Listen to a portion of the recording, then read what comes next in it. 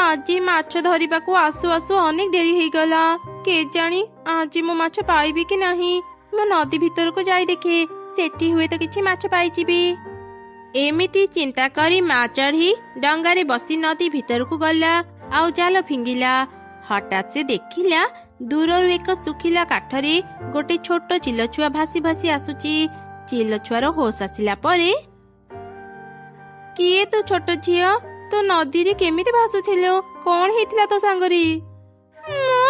ମୁଁ କିଏ? ମୁଁ କିଛି ଜାଣିନି, ମୋର କିଛି ବି ମନେ ପଡୁନି। ଆରେ ଛୋଟ ଝିଅ, ତୁ ଆଉ କାନ୍ଦିନି, ତୁ ମୋ ସାଙ୍ଗରେ ମୋ ଘରକୁ ଚାଲେ। ତୋର ଯେପର୍ଯ୍ୟନ୍ତ କିଛି ମନେ ନ ପଡିଛି ତୁ ମୋ ସାଙ୍ଗରେ ରହିବୁ। ତୋ ଘର କଥା ମନେ ପଡିଲେ ମତେ କହିବୁ, ମୁଁ ତତେ ତ ଘରେ ପହଞ୍ଚେଇ ଦେବି। ଆଚ୍ଛା ଠିକ ଅଛି ଆଣ୍ଟି। ତାପରେ ମା ଚଢ଼ି କିଛି ମାଛ ଆଉ ଚିଲଛୁଆକୁ ଧରି ଘରକୁ ଗଲା। ମା, ଇଏ କିଏ? ତାକୁ ଆମ ଘରକୁ କାହିଁକି ଆଣିଛ? ମା ଚଢ଼େଇ ତାର ଝିଅକୁ ସବୁ ଘଟଣା କହିଲା। ମା, ତୁମେ ବହୁତ ଭଲ କରିଛ। ଆଜିଠୁ ଆମେ ଭଉଣୀ। ଆରେ ଭଉଣୀ, ମୋ ନା କୁନି। ମୁଁ ତତେ ଆଜିଠୁ ମଧୁ ଡାକିବି। ଚାଲେ ଆମେ ଏବେ ଖେଳିବା। ଜାଣିଛୁ ଭଉଣୀ, ମୋର ନା କେହି ସାଙ୍ଗ ନାହାନ୍ତି, କେହି ବି ମୋ ସାଙ୍ଗରେ ଖେଳନ୍ତିନି। କୁନି, ତୁ ମନ ଦୁଃଖ କରନି, ଆମେ ସାଙ୍ଗ ହେଇ ସବୁଦିନ ଖେଳିବା ଆଉ ଖୁବ ମଜା କରିବା। ଏମିତି ସେ ଚିଲଛୁଆ ଚଢ଼େଇ ଘରେ ରହିଲା। କିଛି ଦିନ ବିତିଗଲା। ଦିନେ ସେ ଜଙ୍ଗଲରେ ପ୍ରବଳ ବର୍ଷା ହେଲା। ସେଇ ଝଡ଼ ବର୍ଷାରେ ମା ଚଢ଼େଇର ଘର ଭାଙ୍ଗିଗଲା। ମା, ଆମ ଘର ତ ଭାଙ୍ଗିଗଲା। ଏବେ ଆମର କଣ ହେବ? ଆମେ କୋଉଠି ରହିବା? ବେଶୀ ସମୟ ବର୍ଷାରେ ଭିଜିଲେ ତମ ମାନଙ୍କ ଦେହ ଖରାପ ହେଇଯିବ। ତାରା ମୋର ଭଲ ସାଙ୍ଗ, ଚାଲ ଆମେ ତା ଘରକୁ ଯିବା ଆଉ ତାକୁ ଆଜି ରାତି ରହିବା ପାଇଁ ଆଶ୍ରୟ ମାଗିବା। ଏମିତି କଥା ହେଇ ସେମାନେ ପାରା ଘରକୁ ଗଲେ ଆଉ ତାକୁ ସାହାଯ୍ୟ ମାଗିଲେ। ଆରେ ଚଢ଼େଇ, ମୋ ଘର ବହୁତ ଛୋଟ। ତମେ ମାନେ ମୋ ଘରେ ରହିଲେ ମୋ ଘରେ ଆଉ ଜାଗା ହେବନି। ନା, ମୁଁ ତତେ ମୋ ଘରେ ରହିବାକୁ ଦେଇପାରିବିନି। ତୁ ଆଉ କାହା ଘରକୁ ଯା। ଏମିତି ଶୁଣି ମା ଚଢ଼େଇ ଦୁଇ ଛୁଆଙ୍କ ସହ ଆଗକୁ ଗଲା। ସେଦିନ ସେ ସମସ୍ତଙ୍କ ଘରକୁ ଯାଇ ଆଶ୍ରୟ ପାଇଁ ସାହାଯ୍ୟ ମାଗୁଥିଲା, ହେଲେ କେହି ବି ତାକୁ ଆଶ୍ରୟ ଦେଲେ ନାହିଁ। ମା, ଭାରି ଥଣ୍ଡା ଲାଗୁଛି। ଆରେ ମା, ଆଜି ରାତି କଷ୍ଟ କରି ଆମେ ଏ ଗଛ ତଳେ ଆଶ୍ରୟ ନେଇଥିବା। ସକାଳେ ମୁଁ ଆମ ରହିବାର ବ୍ୟବସ୍ଥା କରିବି। ମା ଚଢ଼େଇ ଦୁଇ ଛୁଆଙ୍କୁ ବୁଝଉଥିଲା। ଠିକ ସେହି ସମୟରେ ଏକ କାଉ ତାଙ୍କ ପାଖକୁ ଆସିଲା। ଆରେ ତମେ ମାନେ ଏତେ ବର୍ଷାରେ ଭିଜୁଛ କାହିଁକି? ଏ ଝଡ଼ ବର୍ଷାରେ ଆମ ଘର ଭାଙ୍ଗିଗଲା। ଆଶ୍ରୟ ପାଇଁ ଆମେ ସମସ୍ତଙ୍କ ଘରକୁ ଗଲୁ, ହେଲେ କେହି ବି ଆମକୁ ସାହାଯ୍ୟ କଲେ ନାହିଁ। ତମେ ମାନେ ଆଉ ମନ ଦୁଃଖ କରନି, ମୋ ସାଙ୍ଗରେ ମୋ ଘରକୁ ଚାଲ। ବର୍ଷା ଛାଡ଼ିବା ଯାଏ ତମେ ମାନେ ମୋ ଘରେ ଆଶ୍ରୟ ନେଇପାରିବ। ତୁମେ ସତ କହୁଛ କାଉ ଭାଇ, ତୁମକୁ ଅନେକ ଅନେକ ଧନ୍ୟବାଦ। ଏମିତି ସେ କାଉ ଚଢ଼େଇ ମାନଙ୍କୁ ନେଇ ପାଖ ଜଙ୍ଗଲକୁ ଗଲା। ଆଶ୍ରୟ ପାଇଁ ମା ଚଢ଼େଇ ଆଉ ତାର ଦୁଇ ଛୁଆ ସେ କାଉର ପଛେ ପଛେ ଯାଉଥିଲେ। ଏଇ ଘରଟି ମୋର। ତମ ମାନଙ୍କର ଯେତେ ଦିନ ଇଚ୍ଛା ସେତେ ଦିନ ମୋ ଘରେ ରୁହ। ତମେ ମାନେ ଏବେ ଭିତରକୁ ଯାଅ। ଭିତରେ ଖାଇବା ଅଛି, ଖାଇବା ଖାଇ ଆରାମ କର। ବାହାରେ ମୋର ଗୋଟେ କାମ ଅଛି, ମୁଁ ସେ କାମ ସାରିକି ଆସୁଛି। ସେ କାଉର କଥାକୁ ବିଶ୍ୱାସ କରି ମା ଚଢ଼େଇ ଆଉ ଦୁଇ ଛୁଆ ଘର ଭିତରକୁ ଗଲେ। ମା, ଏ କାଉ ଅଙ୍କଲ ବହୁତ ଭଲ। ସେ ଆମକୁ ତାଙ୍କ ଘରେ ଆଶ୍ରୟ ଦେଲେ। ହଁ, ତୁ ଠିକ କହିଲୁ ରେ ମା। ବର୍ଷା ଛାଡ଼ିବା ଯାଏ ଆମେ ଘରେ ରହିବା। ବର୍ଷା ଛାଡ଼ିଗଲେ ଆମେ ରହିବା ପାଇଁ ଏକ ଘର ତିଆରି କରିନେବା। ଆରେ ଏତେ ବର୍ଷାରେ ଝରକା ଖୋଲା ଅଛି, ଯାଏ ବନ୍ଦ କରିଦିଏ। ଆରେ ଶୁଣୁଛ, ଆମେ କଣ ଏବେ ସବୁ ଚଢ଼େଇଙ୍କୁ ବସ୍ତାରେ ଭର୍ତ୍ତି କରିବା? ଆରେ ଧୀରେ କଥା କହ, ମୁଁ ଗୋଟେ କିଡନାପର ବୋଲି ଏମାନେ ଜାଣି ନାହାନ୍ତି। ମତେ ବିଶ୍ୱାସ କରି ଏଠାକୁ ଆସିଛନ୍ତି। ଆଉ ଟିକେ ରାତି ହେଉ, ଏମାନେ ଖାଇବା ଖାଇ ଶୋଇପଡ଼ିଲେ ଆମେ ପୁଣି ଏଠାକୁ ଆସିବା ଆଉ ସମସ୍ତଙ୍କୁ ବର୍ଷାରେ ଭର୍ତ୍ତି କରି ସହରରେ ନେଇ ବିକ୍ରି କରିଦେବା। ଏ ଚଢ଼େଇମାନଙ୍କ ବଦଳରେ ଆମେ ଅନେକ ଟଙ୍କା ପାଇଯିବା। କଣ ଆମେ କେତେ ବଡ଼ ବିପଦରେ ପଡ଼ିଗଲୁ? ଏମାନେ ତ କିଡନାପର। ନା, ଏମାନେ ଏଠାକୁ ଆସିବା ପୂର୍ବରୁ ଯେମିତି ବି ହେଉ ଆମେ ଏଠୁ ଚାଲିଯିବୁ। ଆରେ ପିଲାମାନେ, ସେ ଖାଇବା ଖାଅନି, ଚାଲ ଶୀଘ୍ର ଏଇ ଘରୁ ବାହାରି ଯିବା। एमिति माँ चढ़ी तार दुई छुआंको सबु घटना बुझी कहला।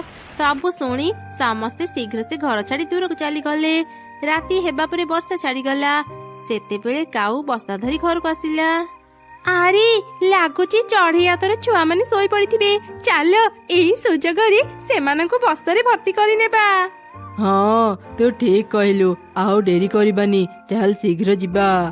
ई कोन घर भितरे तो केही नाहंती। सेमाने कोन आम विषय जानी गले कि सेति पाई बोते घर छाड़ी चली गले। ए हे टिके पाई केते गुडे टंका हाथ छड़ा हेई गला। जा हो समय थाउ थाउ हमें से दुष्ट चढ़ी मानक पाखरे रक्षा पाई गले। चलो आगो को जीवा। हुए तो कोठी आज राति रहिबा पई गोटे सुरक्षित जगह मिली जीवो।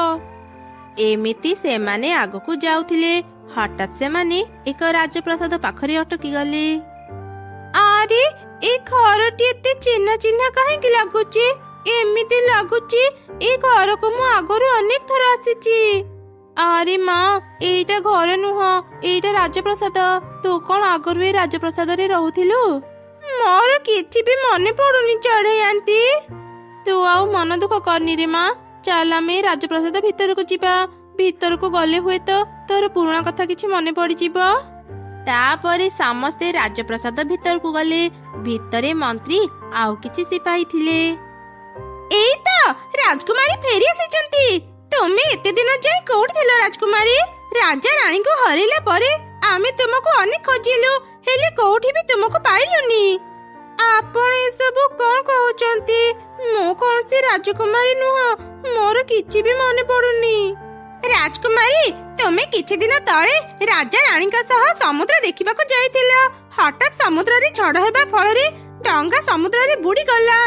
राजा रानी सबुदिन पई हमको छाड़ी चली गले। आमे तुमको अनेक खोजिलु, हेले कोठी भी पाइलुनी। कोन हेतला तुम संगरे? राजकुमारी तुमर किछि मने नाही काहेकि? एमिति सुनी मा चढ़ी समस्तंको सब घटना कहिला। अच्छा एमिति कथा। सिपाही शीघ्र जाई तांत्रिक मांको डाकी आण। से राजकुमारी का स्मृति शक्ति फेरे आनिबारे सहाय्य करि परिबे। तापरे सिपाही माने शीघ्र जाई तांत्रिक चढ़ी को डाकी आनिले। तांत्रिक चढ़ी राजकुमारी को देखि कहिला, राजकुमारी ए सेओरे मु जादू शक्ति देइची। ए सेओ को तुमे खाई दियो। तुमर पुराना कथा सब मने पड़ी जीवा। राजकुमारी चिल्ला से सेओ को खाई देला। तार सब किछि मने पड़ी गला। हाँ मोर सब कथा मने पड़ी गला। माँ बापा ए सब कोन हे गला?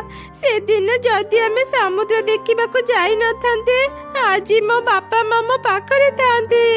तुमे आ मन दुख करनी राजकुमारी। राजा रानी का आशीर्वाद पाई तुमे सुरक्षित अछो। आमे समस्त तुम संगरे अछु। चढ़ी एते दिन धरी तुमे राजकुमारी कर अनेक ध्यान रखिछ।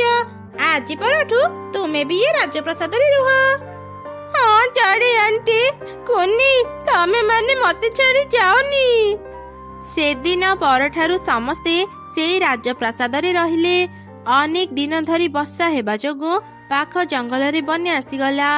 सबु चढ़ी को घर भांगी पानी रे भासी गला। आश्रय पाई चढ़ी माने से जंगल रु बाहरी राजप्रसाद को आसिले। राजकुमारी पाख जंगल रे बन्या हेबा जोगु अनेक चढ़ी को घर भांगी जायछि। समस्ते आश्रय पाई एठा को आसीचंती। मंत्री किछि दिन तळे मो पाख जंगल रे चढ़ी आंटी के घरे रहिथिली।